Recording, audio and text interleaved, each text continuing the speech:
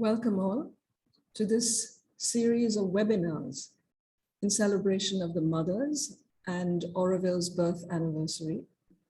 This series continues until February 28th, Auroville's birth anniversary, and is part of the Auroville Festival being hosted by the Auroville Foundation in collaboration with La Grace Center, the USA. My name is Hon'ble R.N. I am from Auroville, and it is my honor to be your moderator for today's session. To begin, let us come together for a moment of silence.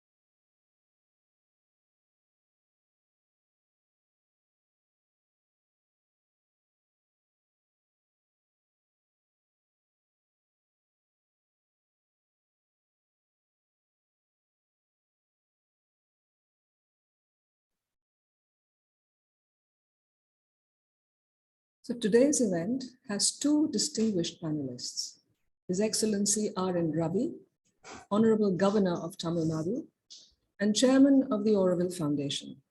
And we have Mr. Vishal Sharman, Permanent Indian Ambassador of UNESCO India. We also have Chandresh Patel and Jaya Clausen, who are both residents of Auroville. The topic for today is the practical manifestation of the city and the role of UNESCO and the Government of India. So far, the webinars have been exploring Auroville's charter, its spiritual significance, the soul of nations, and Shri Aurobindo's Savitri. Today, we'll take all that along and graduate to the city, which integrates all these elements for its manifestation. So for today's topic, practical manifestation of the city of Auroville and the role of the UNESCO and the Government of India, it is my honor to present to you His Excellency R.N. Ravi. Ravindra Narayan Ravi was born in Patna, did his master's in physics in 1974. After a brief stint in journalism, he joined the Indian Police Service in 1976 and was allotted the Kerala cadre. He served in Kerala in various capacities, including districts for over a decade, and then in different parts of the country in various capacities. While serving in the Central Bureau of Investigation, the CBI, he led several anti-corruption crusades against organized criminal gangs, including the mining mafias in the country. While in the Intelligence Bureau, the IB, Ministry of Home Affairs, Government of India, the premier intelligence agency of the country, he served largely in theaters of insurgencies and violence, including the Jammu and Kashmir, the Northeast, and the Maoist-infested regions. He has also specialized in the dynamics of human migration in South Asia and worked extensively on the political sociology of border populations. He played a crucial role in conflict resolutions in areas affected with ethnic insurgencies and brought several armed rebel groups into peace. He was the architect of India's international cooperation in counter-terrorism and intelligence sharing. After retirement from government service in 2012, he wrote regular columns in national dailies. He was appointed as the chairman of Joint Intelligence in the Prime Minister's office, where as the head of the intelligence community, he coordinated and guided the agencies to meet the national security needs of the country. He was appointed as the center's interlocutor for the Naga peace talks in August 2014. Within a short time, he could achieve a paradigm shift in the peace process by bringing the issue from abroad to the land and its people, and made it truly inclusive by making the genuine stakeholders an integral part to it. Soon, all the rebel armed groups signed agreements for a settlement of a 7-decade-old separatist insurgency in the Indian Union and the ambit of the constitutions of India, which could usher peace in Nagaland and the rest of the northeast of India. He was appointed as Deputy National Security Advisor in October 2018. He served as the governor of Nagaland from August 2019 till September 2021. He has also now been appointed as governor of Tamil Nadu by the Honorable President of India and assumed office on the 26th as the 26th governor of Tamil Nadu on the 18th of September 2021. He is currently the chairman of the governing board of Auroville. So welcome, Dr. Ravi. Please, it's over to you now. Namaskar. On this week-long celebration of Auroville Festival, marking the occasion of birthday of our Holy Mother and it's the Auroville Township. I would like to thank and congratulate everyone associated with this festival, especially the Secretary of Auroville Foundation, Tirumati Jayanti Ravi, who has been driving this very, very passionately. Friends, this city of Auroville, may call it village of Auroville, is essentially a dream of mother to practically realize the vision of Shri Aurobindo, the vision of creating a set of people who are committed to the service of the divine consciousness. Sri Aurobindo, we all know that his spiritual accomplishments, he himself did not move around, propagate it, unlike many sages and seers of this country. Towards the later part of his life, he actually secluded himself into intense meditation, which eventually led to the realization of the vision, which was passed on to Mother. And she wanted to create a small township which would be a manifestation of that vision. That's why the charter of Auroville, the first and foremost charter is that Auroville belongs to humanity, but to live in Auroville, one must be a willing servitor of the divine consciousness. The rest, the three charters, it just follows from it. The question is, what is that divine consciousness that Rishi Shri Aurobindo had realized and Mother talked about? Even Rishi Aurobindo talked about it in his seminal works. Is the divine consciousness going to temples, mosques, churches, synagogues, and going through the rituals of religion? No. This is a spiritual exercise. And on this, there has been,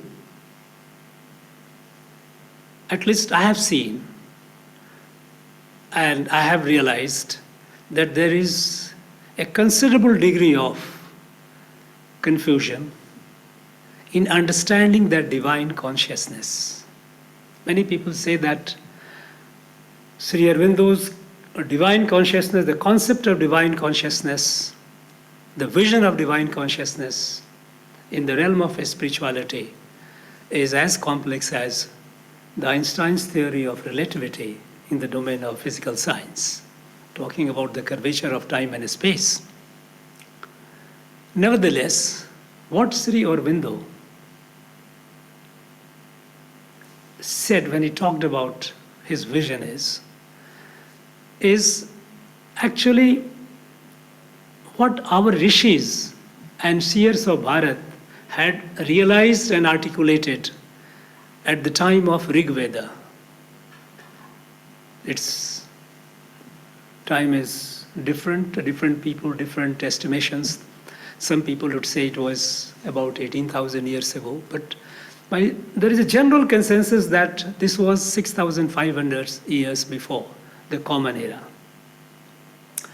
The rishis of Bharat had realized three fundamental truths. One, there is a creator. There is one creator who has created this entire creation. Second is the organic unity of the creation, the oneness of creation. Beneath the apparent mind-numbing diversity, no two entities, no two persons, no two things are exactly alike. Look at the human beings, 7 billion and odd, no two are alike. And similarly in the animal kingdom, plant kingdom, with all these diversities, they are all integrally connected with each other. It's like millions of trees, leaves on a tree. Each leaf is different from the other, and yet they are all organically connected with the tree. The tree of creation is one. And from this, a corollary goes, Vasudhaiva Kutumbakam, that the world is a family. The world is a family is not a political statement. It is a spiritual realization, which our sages and seers have articulated at least 8,500 years ago. So, one creator, organic oneness of creation. And the third truth was that this creation is governed by immutable laws. It's not arbitrary. Days and nights, change of seasons. All the acts of creation are governed by immutable laws.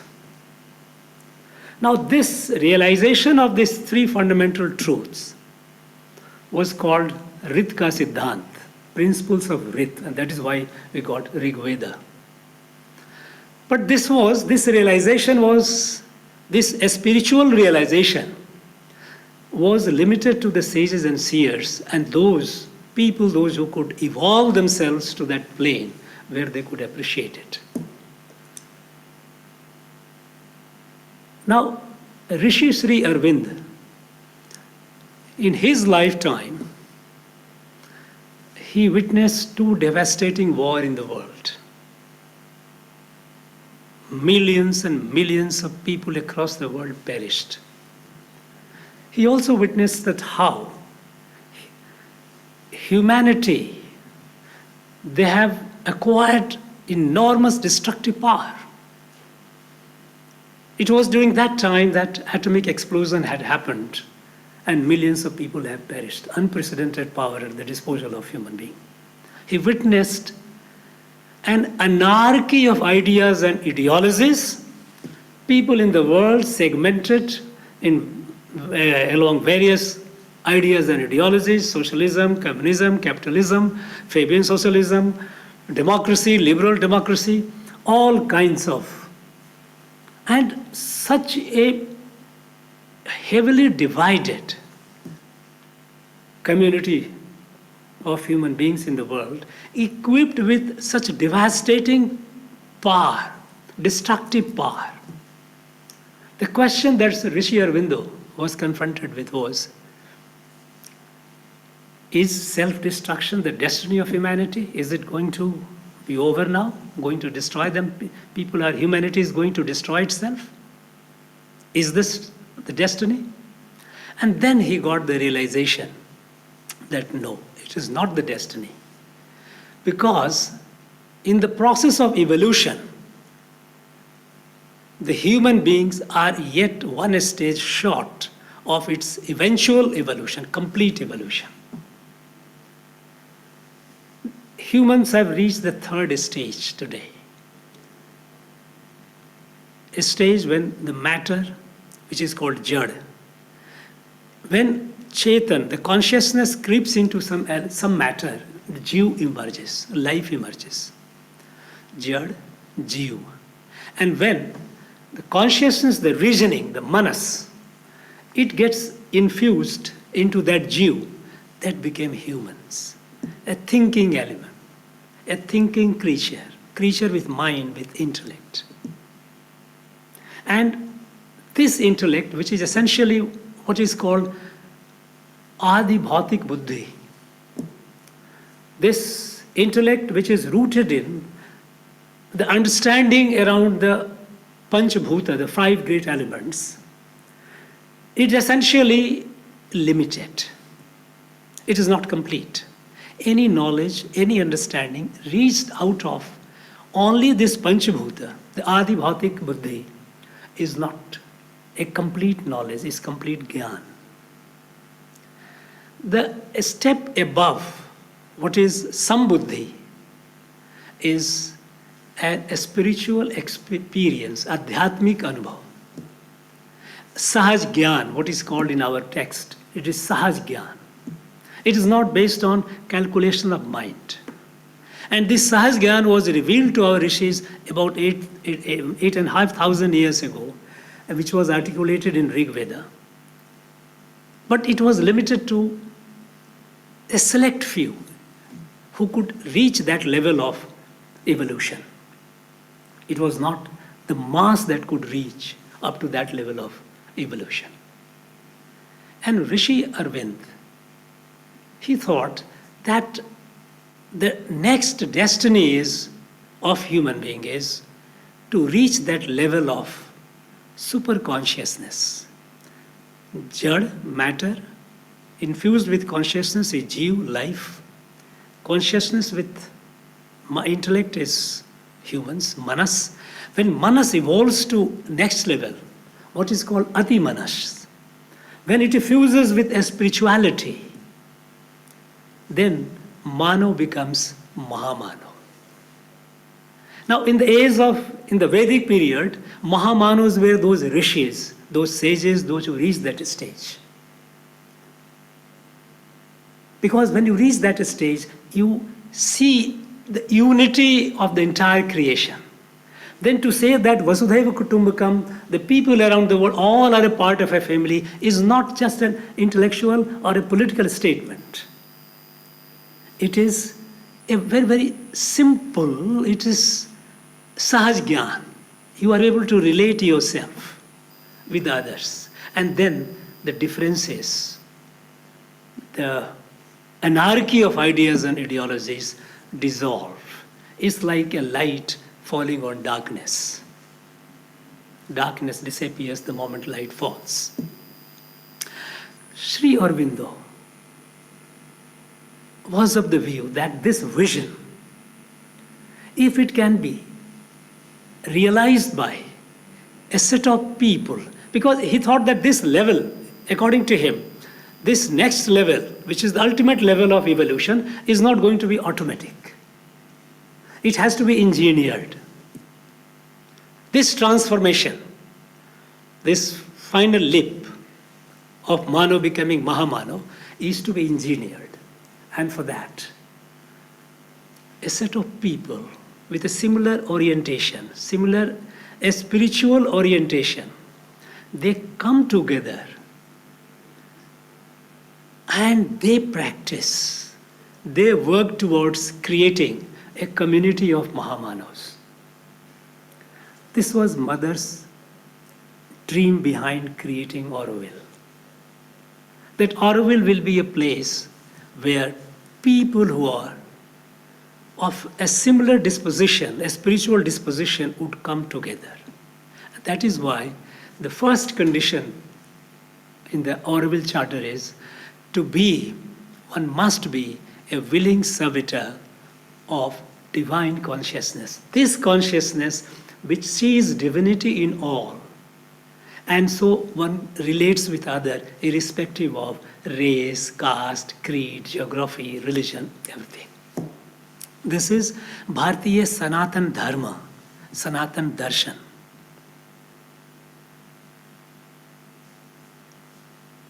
Once this community starts building itself, it is a continuous exercise.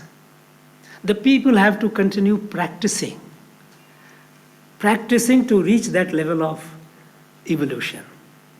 That manas becoming ati manas, the consciousness becoming super consciousness, and mano becoming mahamano.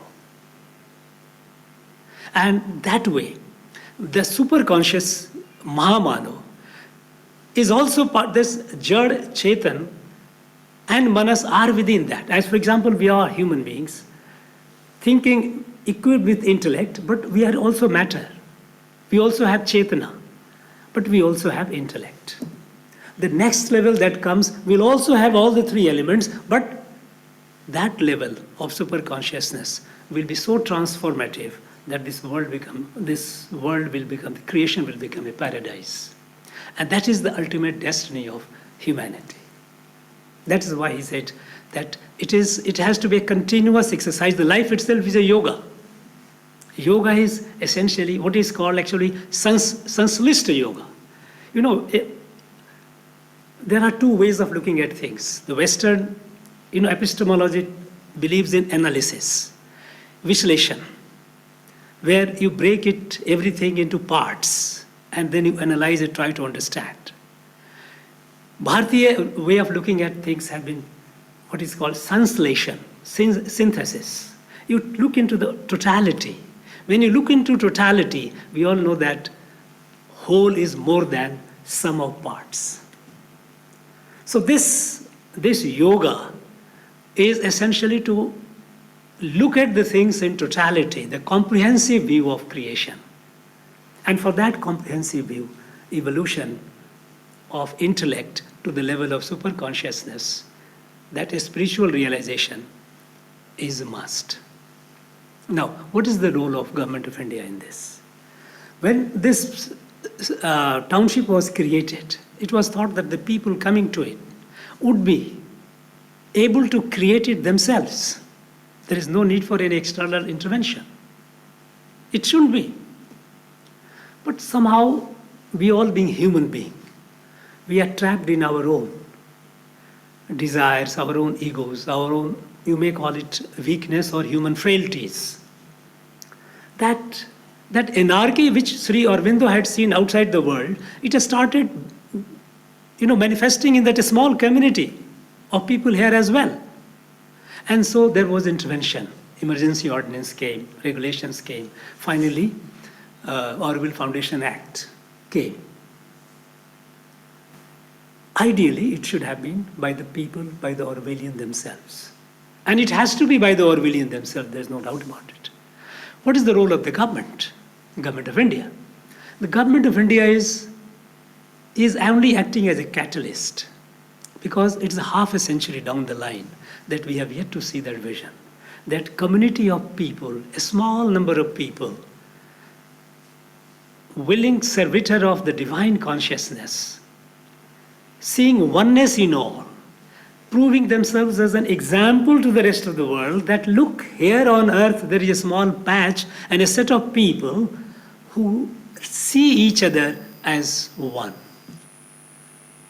That would be a message to the whole world. That would spread the sense of that is Mahamano to the rest of the humanity. And that would be the ultimate destiny, and that would save the world. But it didn't happen. Unfortunately, we have seen a large number of groups, factions.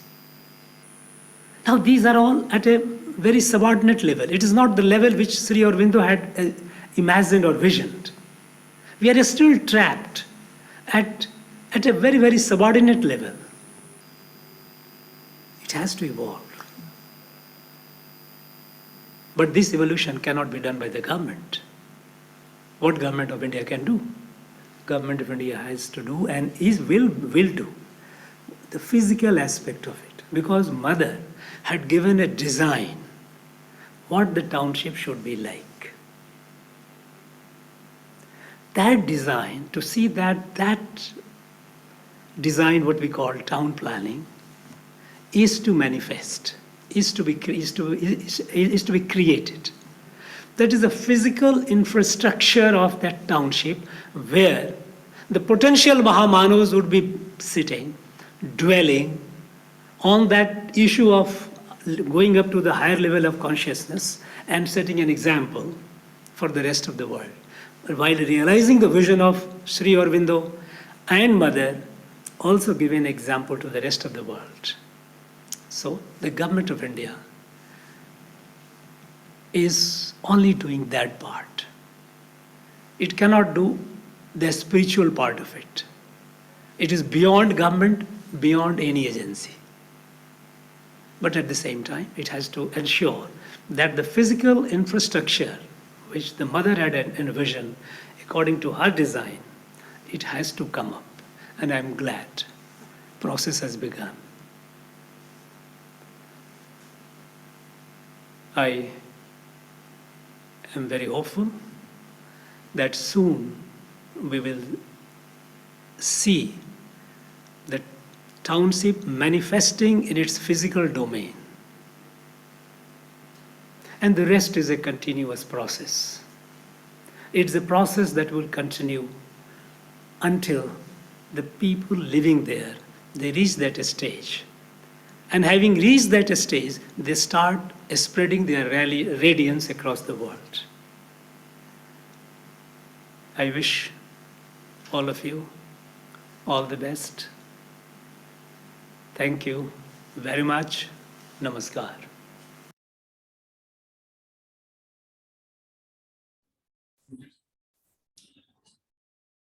Thank you, Honorable Governor Ravi, for that deeply inspiring talk, which has given us not just much to think about, but also something to put into practical steps for Auroville's future, because as we believe, it is also for the future of the world.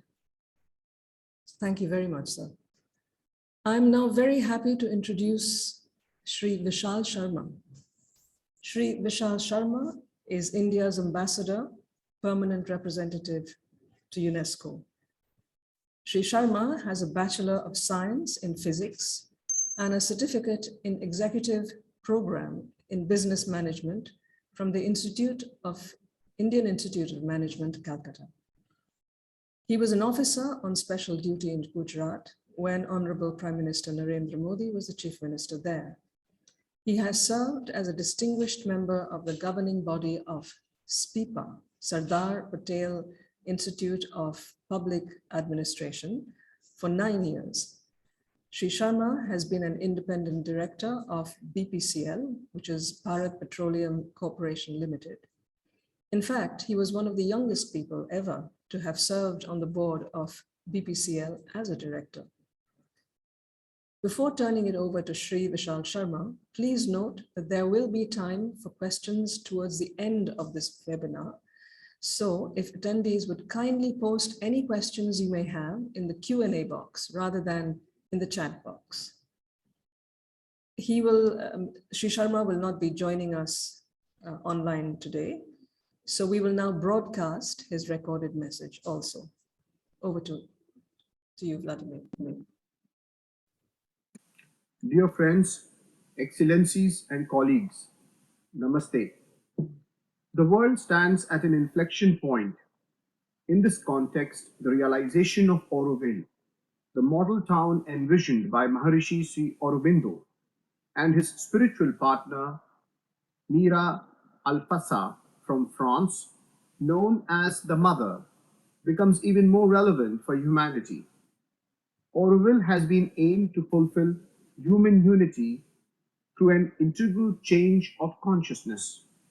This was possible due to an immense yoga, the supramental yoga, which Sri Aurobindo carried out for humanity. I'm concerned with the earth, he would say. It is a terrestrial realization that I seek, not a flight to distant summits. All other yogas regard this life as an illusion or a passing phase. The supramental yoga alone regards it as a thing created by the divine for a progressive manifestation and takes the fulfillment of life and body as its object. The association between Auroville and UNESCO dates back even before the project, before the foundation of Auroville. Since 1966, UNESCO has passed 5 resolutions in support of Auroville. In 1968, the mother, founder of Auroville, appointed Mrs. Kailash Javeri to be the secretary in charge, UNESCO section. And since then, collaboration has continued for over 50 years. The General Assembly of UNESCO unanimously passed resolutions in 1966, 68, 70, and 83 in support of Auroville, inviting member states and international non-governmental organizations to participate in the development of Auroville as an international cultural township designed to bring together the values of different cultures and civilizations in a harmonious environment with integrated living standards that correspond to man's physical and spiritual needs. The 5th resolution, passed on 13th November 2017 at the 39th General Conference of the World Body to commemorate Auroville's 50th year, stated, 28th February 2018 will mark the 50th anniversary of the founding of Auroville, further recognizing that Auroville is a successful and unique model project, proving the capacity of an international community after almost 50 years of existence, to continue to live up to its initial founding ideas of peace and international harmony, and which are also UNESCO's own values and principles, as well as some of its major priorities, invites the Director General to reinforce the association of UNESCO with Auroville and organize commemorative activities for its 50th anniversary, and to re-invite the member states on the special occasion of Auroville's 50th anniversary to participate in Auroville's further development. UNESCO Resolution at 39th General Assembly 2017. UNESCO has continued to support the foundation of Auroville and over the years has continued to show interest in the unfolding development even as Auroville was declared the Auroville Foundation following an act of parliament. The ideals of Auroville and UNESCO have similarities in values and principles. The key aspects of the Auroville experiment resonate strongly with some of UNESCO's major priorities and concerns, such as dialogue among civilizations, cultures, and religions, cultural diversity and culture as a factor for development, poverty eradication, quality education, and lifelong learning and renewable energies. Several events, conferences have been organized over the years in collaboration with Auroville and UNESCO. The Auroville Earth Institute is the UNESCO Chair of Earth Architecture established in Auroville. Unlike many ashrams and communities around the world, Auroville carries a unique legacy for the future as full-fledged city designed to herald the changes the Earth and humanity need consciously and at multiple levels, from education to ecology, from a new urbanism to a shared economy, from a spiritual culture of synthesis to a universal education to ecology, from a new urbanism to a shared economy, from a spiritual culture to a universal census that embraces the world. Such an experiment has never been tried before, and perhaps now it becomes even more important and necessary to see it realized in its full potential to become a model at the service of humanity and its destiny. The learning of Auroville's 5 decades long journey of experiments for integral and unending education complements the larger goals of UNESCO and its critical goal exemplified by the UN 2030 Agenda for Sustainable Development and ensure inclusive and quality education for all and promote lifelong learning. During a visit to Auroville, Mr. A.M. Bao from Senegal, then Director General of UNESCO in 1986 said, "You have been able to transcend what yesterday may have been barriers that separated you. You work together, you understand each other, and perhaps you are what I might say, a summing up of the aspiration of the world of tomorrow." In 1998, Federico Mayer, Director General of UNESCO, said, "The Auroville project, situated in Tamil Nadu, South India, which has been supported by the General Conference of UNESCO in 1966, 68, 1970, and 1983, is actively developing according to the basic principles of international understanding and human unity." And in 2008, Mr. Koichiro Matsuura, Director General of UNESCO, spoke at the 40th anniversary in Paris. Auroville's ability to survive and evolve over 4 decades bears witness to the strength of the founding principles and the resolve and perseverance of its citizens. In today's globalized world fraught with regional conflicts and economic instability, it is especially reassuring to witness such enduring models of solidarity and humanism. Further, in the words of Mrs. Irina Bukova, Director General of UNESCO in 2014, Shri Aurobindo will also forever be associated with the founding of Auroville, a unique international township founded in 1968 as a place where people from different cultural, educational, and political backgrounds can work together towards the common goal of unity through diversity. I have indeed visited this magical place. Today, This learning and vision continue to draw devotees from the world over following Sri Aurobindo's profound integral yoga teachings. In 2022, it is Maharishi Sri Aurobindo's 150th birth anniversary. To mark this, Honorable Prime Minister Shri Narendra Modi and his government have already taken steps to honor his legacy by prominently featuring Sri Aurobindo as part of India's Republic Day, and has further supported the Multiversity project to spread his vision and teachings worldwide, and committed to the development of Auroville. Delegates from UNESCO were present at Auroville's inauguration and had met the mother. Today, Sri Aurobindo's statue stands at the Paris UNESCO building at Fontenoy and has been commemorated by our Honorable Prime Minister as well. In this auspicious and critical year for the world, we look forward to a conference dedicated to Sri Aurobindo at UNESCO Paris to bring hope, courage, and vision to the people of the world, to foster dialogue as we advance on the path of evolution, on the path of the future that needs the greater light of unity and consciousness.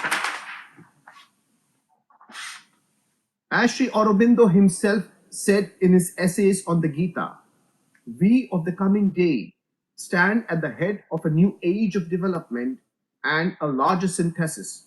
We do not belong to the past dawns, but to the noons of the future. A mass of new energy is flowing into us. All this points to a very new, and a very vast synthesis. The changes needed require a practical and conscious engagement with the future by initiating new models for society, for education, economy, governance, urban planning, and most importantly, human relationships beyond all divisions. In other words, cities and urban settlements that will not perpetuate the problems of today, but initiate conscious and mindful patterns of harmony and human unity for the future. May Auroville become such a place of light and synthesis and a beacon for the next evolutionary step of the world. Greetings to all from UNESCO Paris. Jai Hind.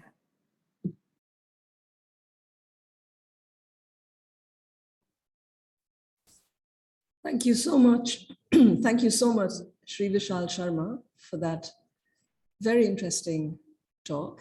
And I hope you will have many questions. I'm sure there will be. So we kindly request people to post their questions in the Q&A box rather than in the chat box. It is now my pleasure to introduce to you our third panelist, Chandresh Patel from Auroville. Mr. Chandresh Patel has been brought up in the Sri Aurobindo Ashram in Pondicherry.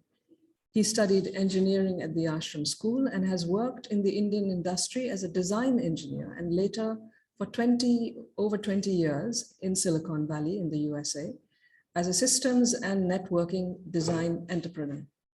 Chandresh was a member of the Sri Aurobindo Association of USA, member treasurer of AVI USA, and also member of AVI. He worked on outreach and fundraising efforts, along with bringing projects and university youth into Auroville for intern projects. Chandresh has moved to Auroville in 2006 and engaged in various social and entrepreneur activities, and has worked with various governance and administrative services of Auroville. Over the last 7 years, Chandresh initiated and rolled out the ICICI communication backbone infrastructure of Auroville for a seamless and borderless participation in building Auroville for all friends of Auroville across the world. I will now turn over to Mr. Chandresh Patel. Please go ahead, Chandresh.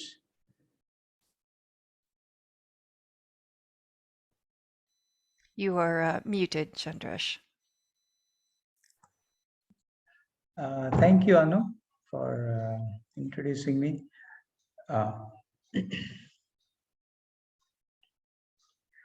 So after listening to our Excellency Chairman of the Governing Board, R.N. Ravi, and Vishal Sharma from UNESCO, we have a very wide and broad and deep understanding of this spiritual project that is Auroville.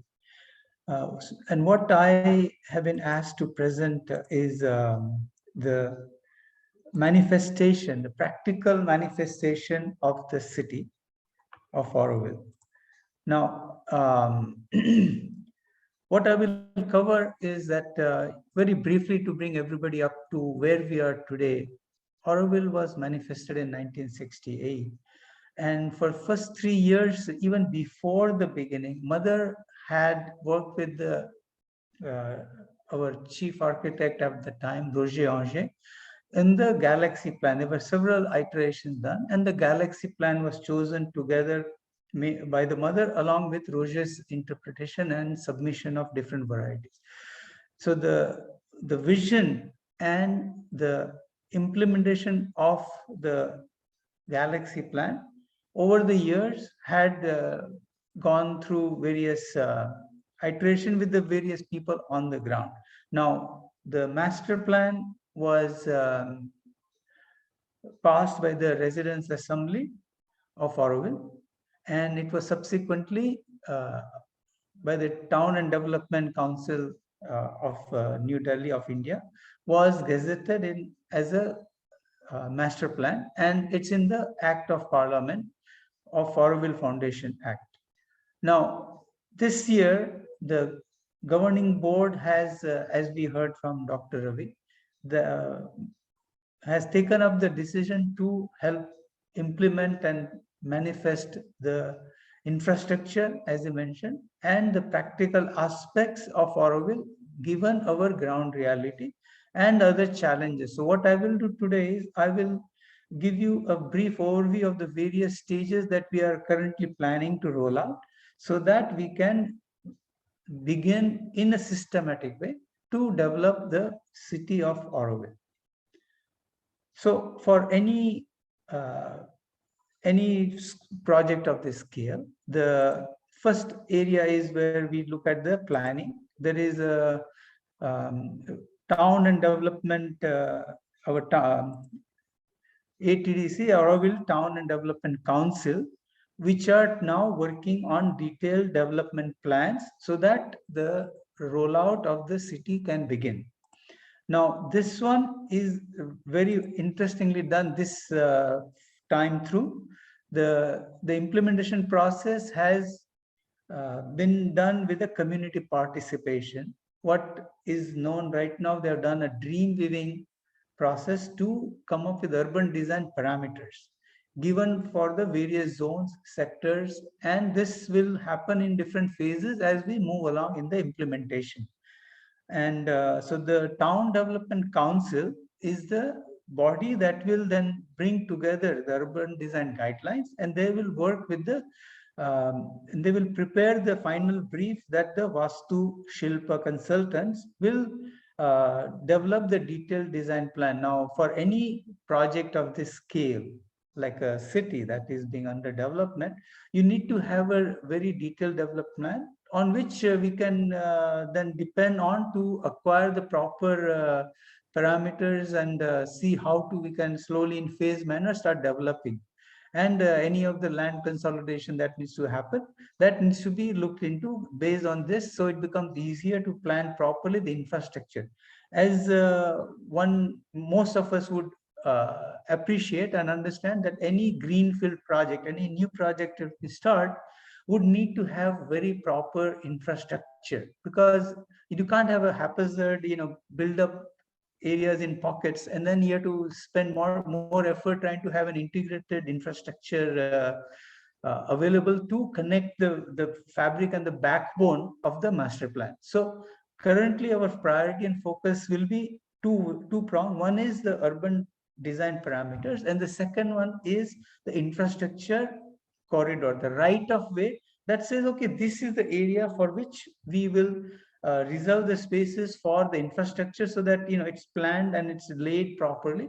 The mobility, the pathway, and how the look and feel will happen is part of the design urban crownway and future needs that may change over time.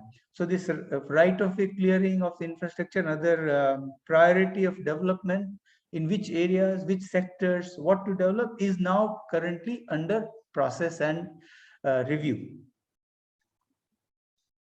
And the focus currently is on the residential zone, because to build a city, to even design the plan, we need a team of technical and skilled resources. So basically, the human resources that will help build this whole the planning and implementation phases at the various levels, which it's a very big complex project. And the Town Development Council has come up with 6 major areas of team development, and within each team they have a placeholder for 10 people, and together almost 500 to 600 young technical people could work on this for the full manifestation, but this will be done in phases. So that is currently now planned out, it's developed how it will happen. Once the detailed development plan comes, infrastructure and other things are developing, it will start rolling out. So what we are looking at is to, currently Auroville is very vast. It is engaged in many, many different areas, but for development in the manifestation of the practical manifestation of the city, we are looking to bring in volunteers from across India, from other countries, and who would like to engage and who have experience or would like to provide the technical expertise in the field of design in terms of economy, and bringing together the various aspects of construction and work. And also we are looking to get units and services of Auroville, coordinate the work with these volunteers and staff so that cohesively various services and other things can work together. And we'll also would like to set up apprentice program within these unit services, so that and other walks, all the areas and walks of life of Auroville, so that a very learned and trained resource becomes available. We're also preparing materials and platforms so that there can be online and on-site vocational training and other fields. Of course, this ties into the multiverse city platform also that is currently being launched.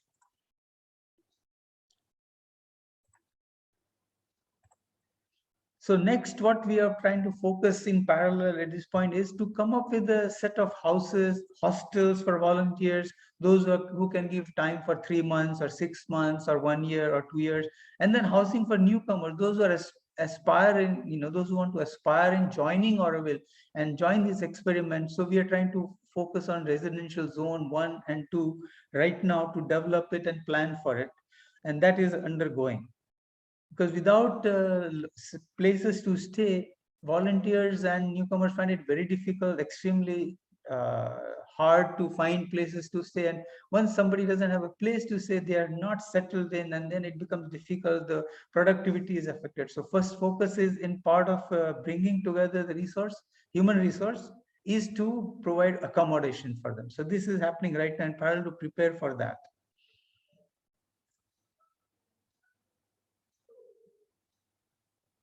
And so we are currently looking at volunteer hostels on the outskirts of the master plan, and in a very prefabricated cluster of hostels. So it's not really necessarily, comfort housing, but mostly to help people come in, get engaged and work on it.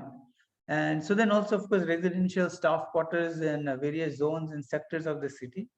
And also along with that, some areas of residential zone 1 and 2 are being looked into, and a few projects that were in pipeline that are also being released. So really the practical manifestation is now beginning.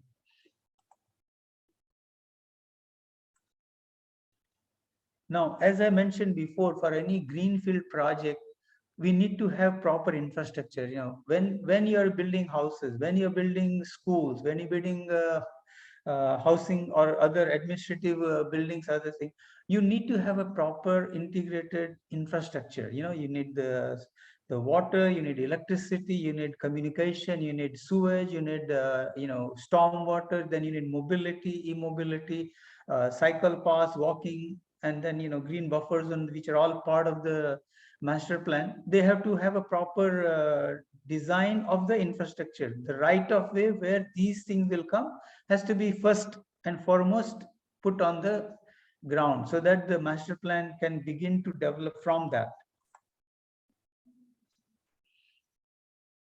So the current the master plan that was gazetted as part of the Foundation Act has, and it's actually the skeletal fabric of the galaxy plan, which has the planned crown, the crownway, the radials, the ring road. So these infrastructures have to be now starting to be put into the ground, so that urban fabric can then start building on from that.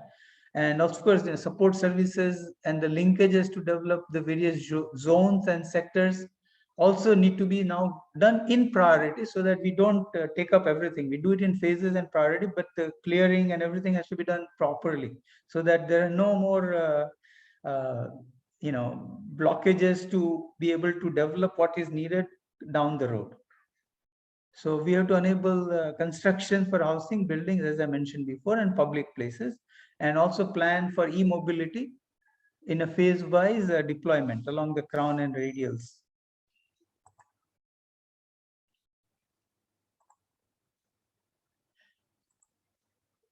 Now, for any large-scale project and sustenance of the technical staff, the volunteers, Aurovillians, and all the labor and contractors, we need a proper sustainable economy. Okay, so in any large project, and so next focus is, we have also started in parallel, is to see how to bring about a sustainable economy for Aurovillians and skilled volunteers and staff who are coming together to build the city. So one of the areas we are looking at is how to leverage knowledge economy, so that we can provide spaces for ideation, prototyping labs, fab labs, design centers. As I mentioned before, bring about apprenticeship programs so the young people can work hands-on at the various units and services, vocational trainings, agroforestry, try and bring about, and grow an economy that will allow diversity and yet engagement for a sustainable city development. And of course, we need to also see if we can tie up with the leading institutes of India and the world with online, very proper infrastructure that we have in communication that is coming up, some leadership, entrepreneurship programs. And also, Auroville is into 50 years of manifestation, slowly built up. We have units, we have other flourishing and established units and services. So we also need to start seeing how we can bring young people to do a succession planning, do a focused strategic growth, and then support and fund the those which are identified as up and coming initiatives, so that together very with focus we can develop the economy. And also, of course, instead of venture capital program, we should try and bring about social venture programs, maybe even look at design outsourcing for creative ideas, when people from various cultures and background come together.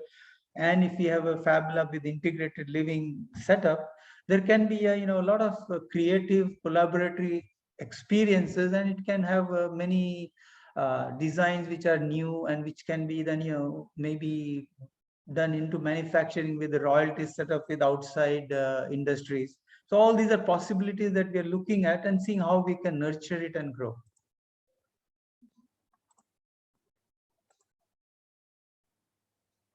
And then finally, Auroville is an international city, and the whole idea is that with the diversity that the human race provides, we would like to also bring in students and who can become the future residents or volunteers.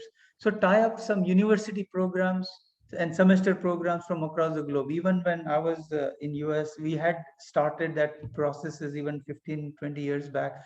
And that needs to be addressed more. Now that the COVID international travel may open up slowly, these things have to be brought in, and then student university can maybe do a semester program in design or economy or sustainable development or alternative energy. So there are a lot of possibilities that Auroville can offer for an student exchange programs for universities. And multiversity maybe will expand this maybe more formally, as Auroville being one of the hubs of the multiversity web.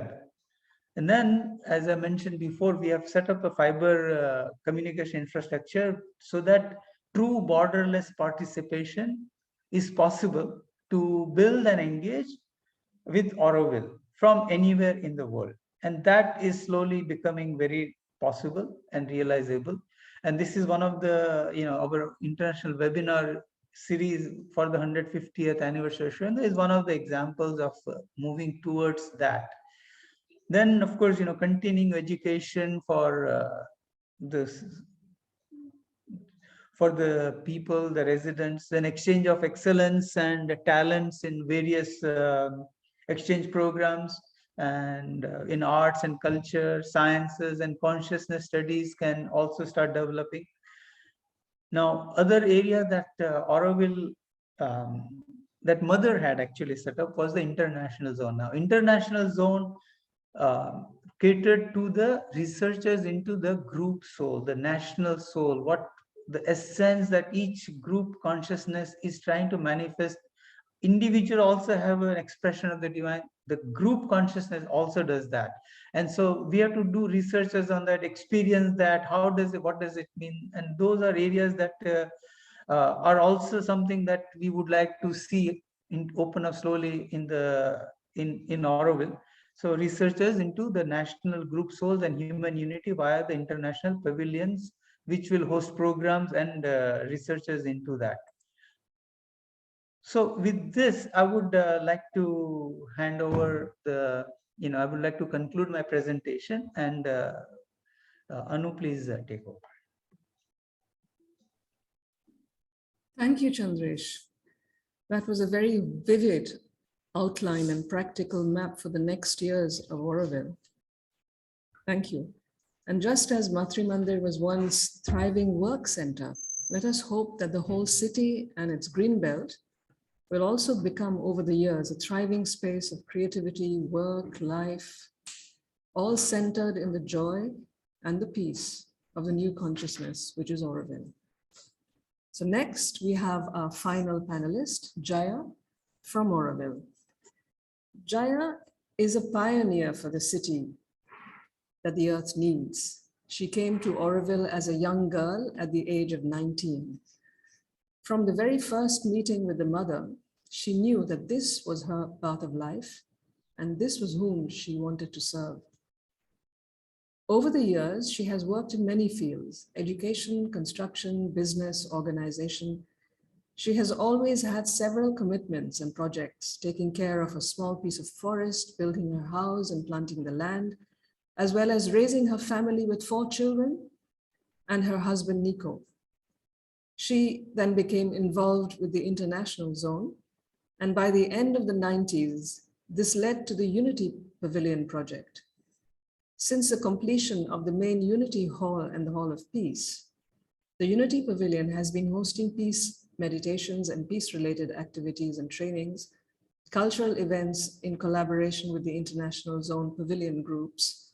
And since a few years, she has now been exploring the city as well and its planning, and has hosted several exhibitions on the city and its different aspects. Today, she will share something with you from the exhibition that is ongoing right now during the birthday week. So it's over to you, Jaya. Please go. Okay, thank you.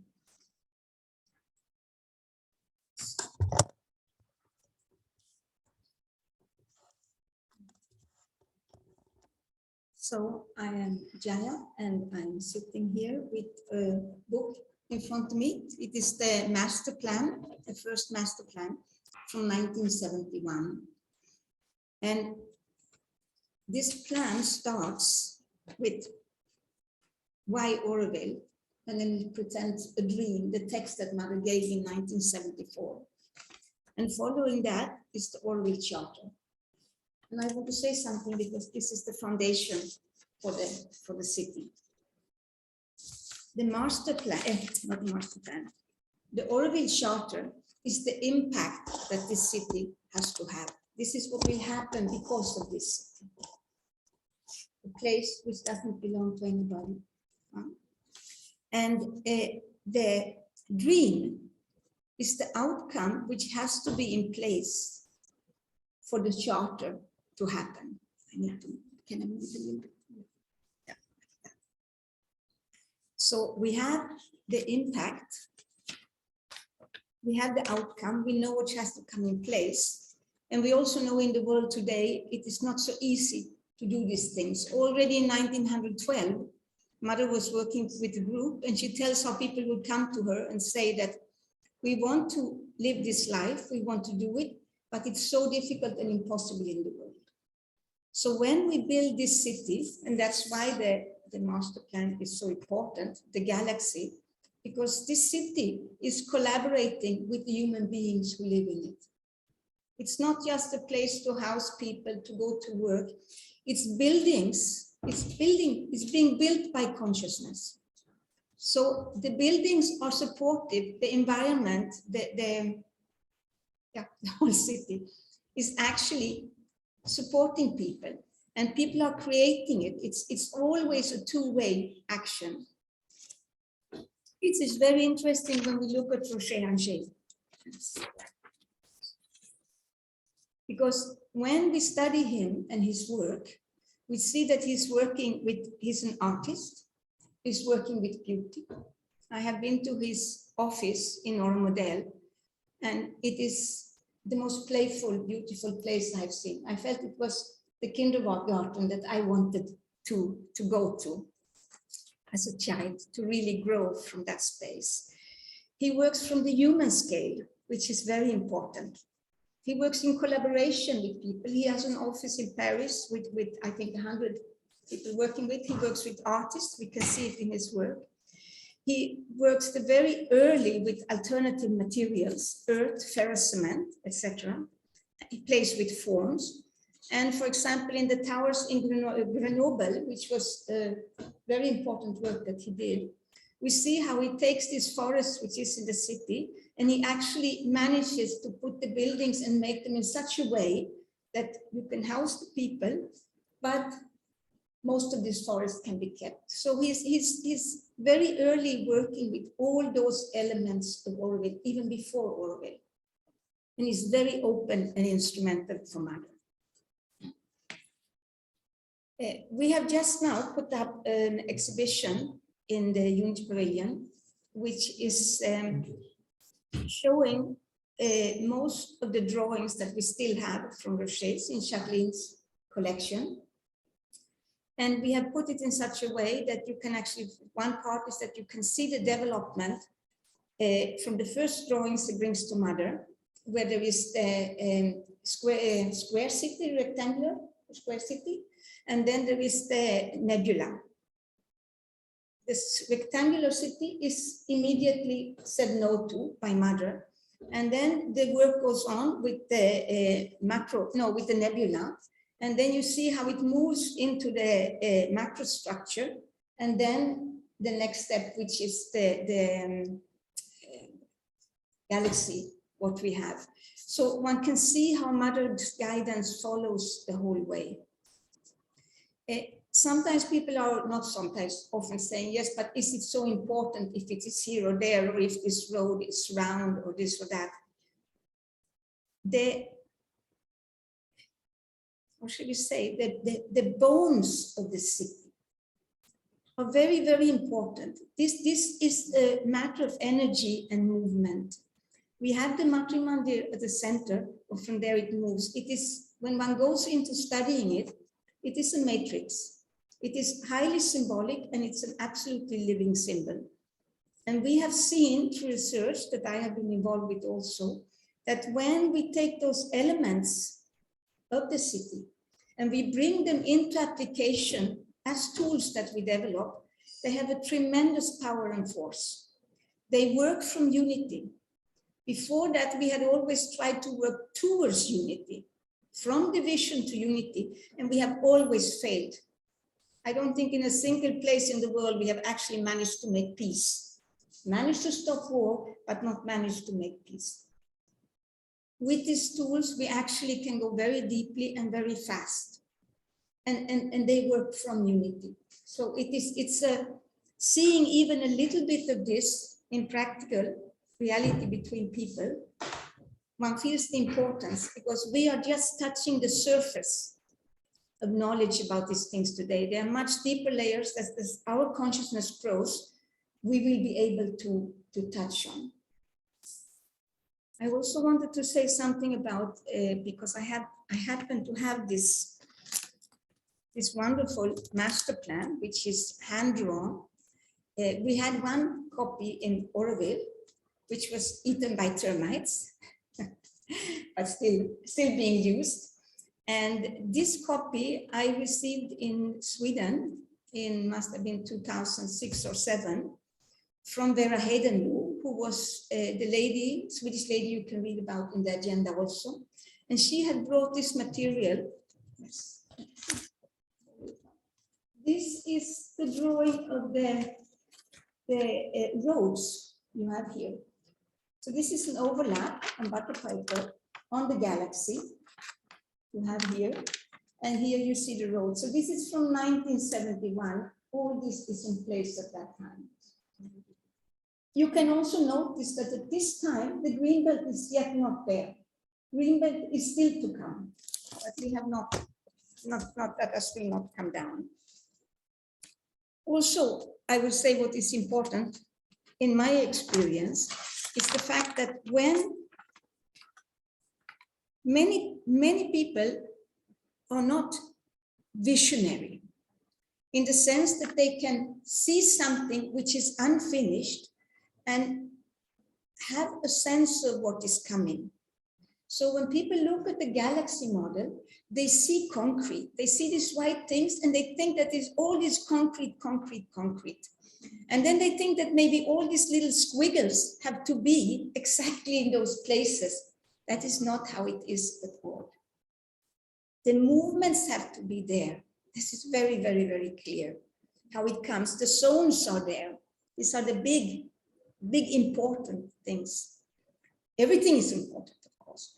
But we, the architects, the people who live here, have a lot of input into how this is formed. For me, one example is with the African pavilion, because I have worked with that quite a lot.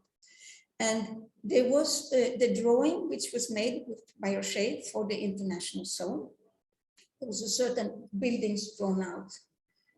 When we had the African architects who were here, who did the study for it, they took the parameters for the international zone, for the African pavilion. It was the circle, which is given. Everybody was complaining about, how can you have only round houses? How will they only be triangular? Why will there only be squares? Architects will be so limited.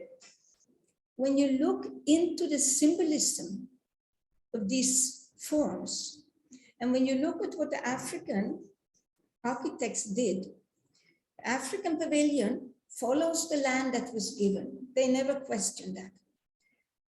They did a pavilion for Africa, which means it didn't belong to any specific countries, not like we are working with European. And this was something Rocher really wanted. I remember Tekeste, who was at that time holding it, had been speaking with Rocher, and Rocher said, no, you look for unity, you look for unity. And the drawings which we have of the buildings there are some round buildings, but it's not all round buildings, but there is a form of the circle which goes into it. And Rocher was very happy with these pavilions. I always use that as an example. And yes, what more would I like to say?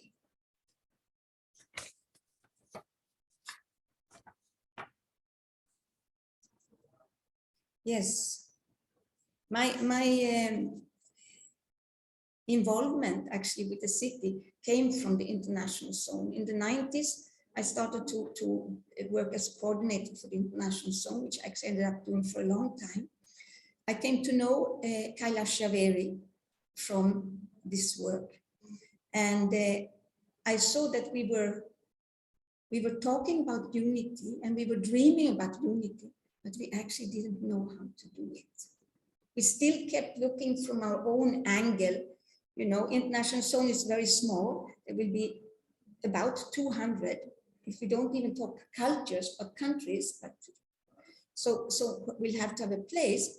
But we were all kind of going out on the land and looking out, where is a nice spot for my pavilion and how will my garden be, or our garden? And my thought was, how do we turn the consciousness in such a way that that pavilion which comes last gets the best place? Because we want them to be here, because we long for them to be part, and it's very difficult for them to come, maybe financing like that.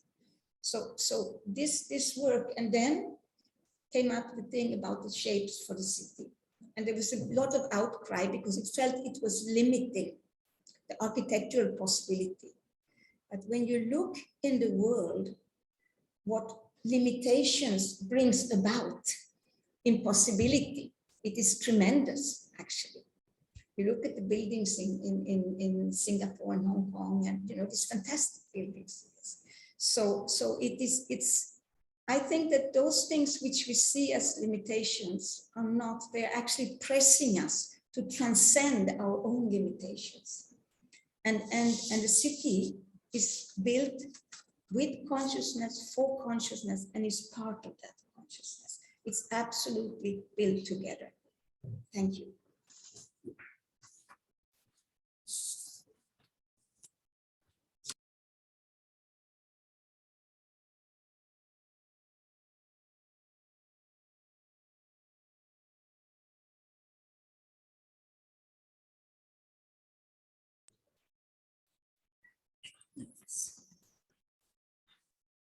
Thank you so much, Jaya. I think when you bring back the international zone after the Matri Mandir, that was the very first thing that the mother started. So there's a lot to be done there, and I'm so glad that you are seated in the center of the international zone and thinking about it now. I can see many questions popping up, both in the chat box and in the Q&A. So shall we just go over to Ravi, who's going to take over the question answer part. Before we go ahead, perhaps I'll do that last after the question and answer. Ravi, why don't you go with the question answers first? Sure, Anu, thank you so much. And any questions that are in the chat box, if you could kindly put them in the Q&A. There's a little Q&A section at the bottom, and you just click on that and you'll be able to type them in, and that way we can find all the questions there.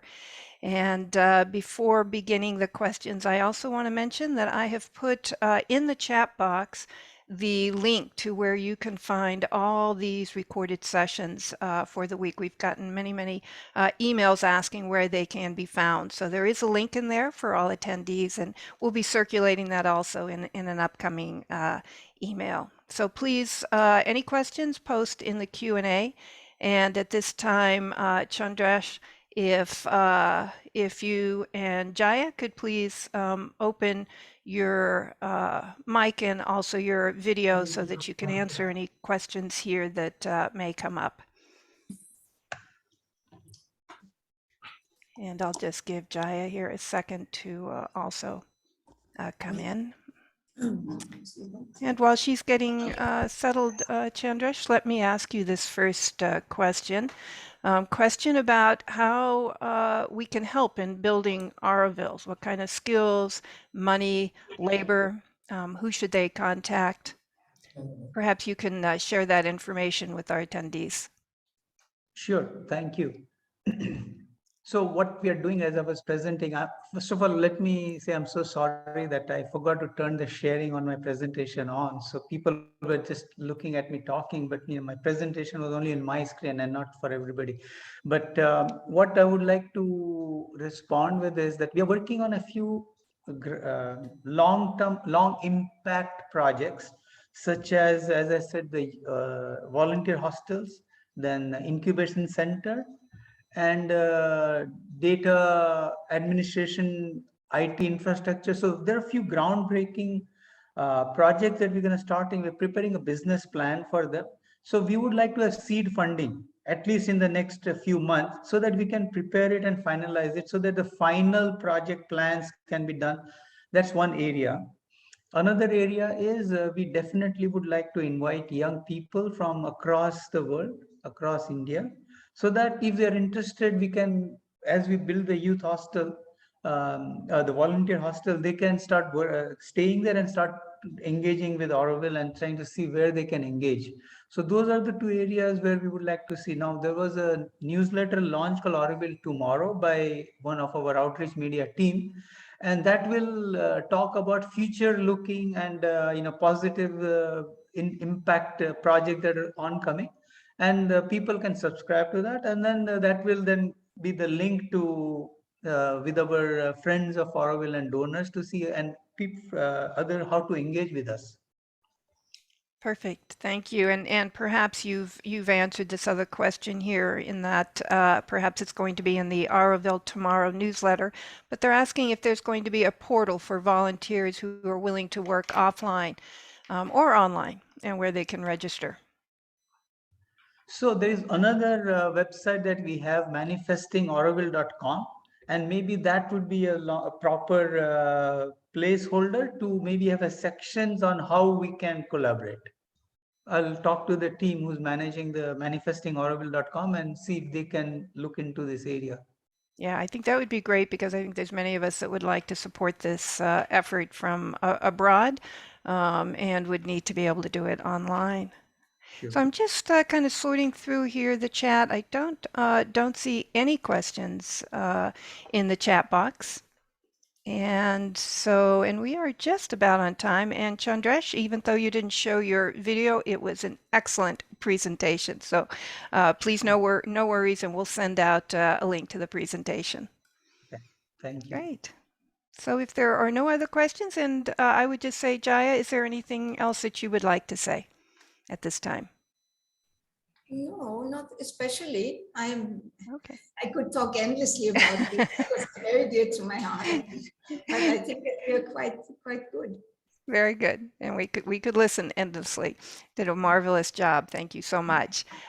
So with that, then we will bring our program to a conclusion, and I'm going to turn it back over to Anu, who will make an announcement and close our session for us. Anu?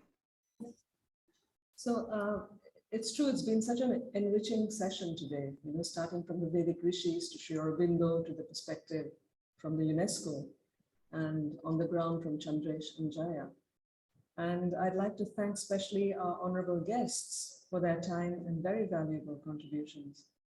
So we close our webinar this evening with a reminder that tomorrow evening our topic is spiritual significance of Auroville city, with guest speakers Dana Miriam, member of the International Advisory Council, Manoj Pavitran of Purnam Swadhyaya, and Muriel Dion from Auroville, who is working at Savitri Bhavan. So we close the program today with a group meditation.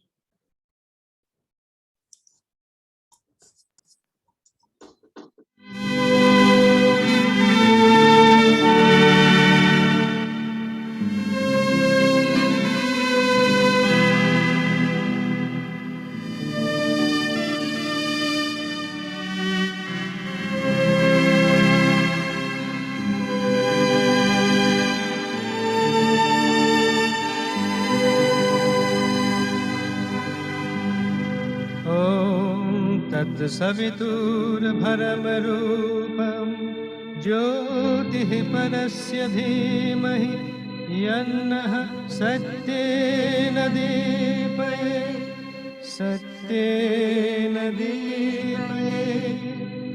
ॐ तत्सवितुर्भरमरूपं ज्योतिः परस्य धीमहि यन्नः सत्येन दीपये सत्येन दीपये